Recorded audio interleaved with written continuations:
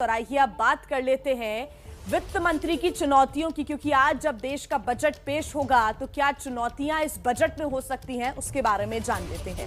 देखिए, corona cases लगातार घट रहे हैं और सरकार का टैक्स बढ़ रहा है। इससे उम्मीद जगती है कि सरकार अब विकास की रेल को तेज गति में दौड़ा सकती है और ऐसी ही उम्मीद आर्थिक सर्वे में भी जताई गई है।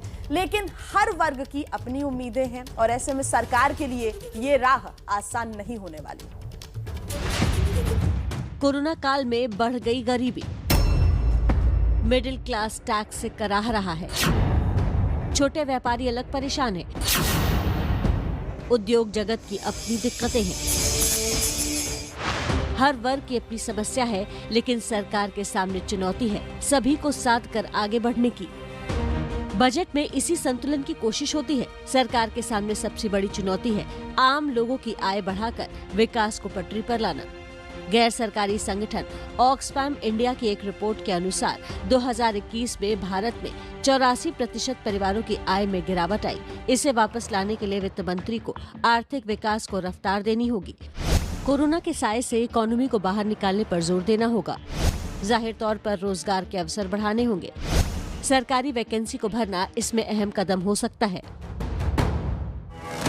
संकेत मिल रहे हैं कि सरकार खर्च बढ़ाकर ये काम करना चाहती है, लेकिन चुनौतियां कम नहीं है। खर्च बढ़ेगा तो महंगाई भी बढ़ेगी, जिस पर लगाम लगाने की जरूरत होगी। 5 राज्यों पर चुनाव सामने हैं। इन राज्यों में जनता को खुश करने की जिम्मेदारी भी वित्त मंत्री पर डाली गई होगी। सबसे बड़ी बात, सरकार को सेहत और शिक्षा पर खर्च बढ़ाना ही होगा। दरअसल कोरोना काल में शिक्षा के लिए आवंटन घट गया, जिसका लंबा इफेक्ट अर्थव्यवस्था पर हो सकता है। साथ ही व्यापार पर असर से नौकरियां पैमाने पर गई हैं। हालांकि कोरोना केस कम होने से इकोनॉमी में तेजी के संकेत मिल रहे हैं। यही वजह है कि वित्त मंत्री के सामने चुनौती है ग्रामीण अर्थव्यवस्था को मजबूती देना, क्योंकि आज भी ग्रामीण अर्थव्यवस्था भारत की रीढ़ की हड्डी है। इसके अलावा गिरावट वाले सेक्टर को बूस्टर पैकेज देना जरूरी है। टैक्स की मार से परेशान मिडिल क्लास भी राहत की उम्मीद लगाकर बैठा है।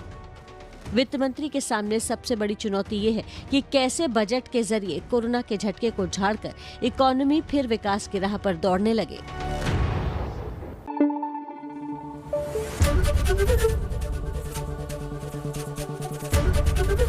एबीपी न्यूज आपको रखे आगे।